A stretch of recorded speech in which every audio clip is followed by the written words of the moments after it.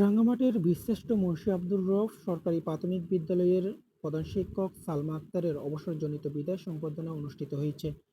বৃহস্পতিবার সকালে বিদ্যালয় প্রাঙ্গণে আয়োজিত অনুষ্ঠানে প্রধান অতিথি হিসেবে উপস্থিত ছিলেন জেলা প্রাথমিক শিক্ষা কর্মকর্তা কপিল উদ্দিন।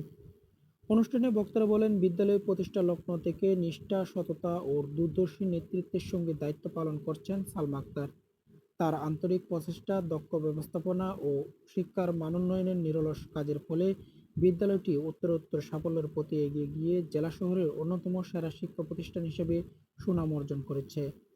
শিক্ষাক্ষেত্রে তার এই অবদান দীর্ঘদিন শ্রদ্ধার সঙ্গে স্মরণ করা হবে। অনুষ্ঠানে গেস্ট অব অনার হিসেবে উপস্থিত ছিলেন পিটিআই রাঙ্গামাটির সুপারিনটেনডেন্ট ইমরানুল ইসলাম মানিক। বিশেষ অতিথি হিসেবে উপস্থিত ছিলেন সদর উপজেলা প্রাথমিক শিক্ষা কর্মকর্তা আশিস কুমার মহাজন, উপজেলা সহকারী প্রাথমিক শিক্ষা কর্মকর্তা মোহাম্মদ মনিরুজ্জামান এবং সরকারি প্রাথমিক প্রধান শিক্ষক সমিতি রাঙ্গামাটি জেলা সভাপতি নজির আহমেদ তালুকদার। বিদ্যালয়ের সহকারী শিক্ষিকা নাসরিন আক্তারের সঞ্চালনায় বক্তব্য দেন সহকারী শিক্ষিকা রাশেদা আক্তার। আলোচনা সভা শেষে ফুলেল শুভেচ্ছায় প্রধান শিক্ষক সালমা আক্তারকে সম্মাননা জানিয়ে আনুষ্ঠানিকভাবে বিদায় দেওয়া হয়।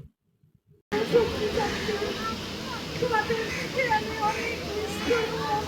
ভালোবাসা আমার ফুল। আমি আমার সন্তানদেরকে অনেক দূরে রেখে তোমাদের থেকে আমি বুঝেছিলাম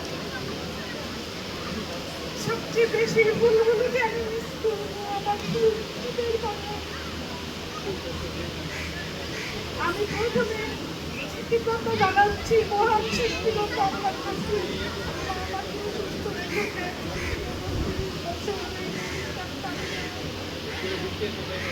ক্ষমতা দান করেছে।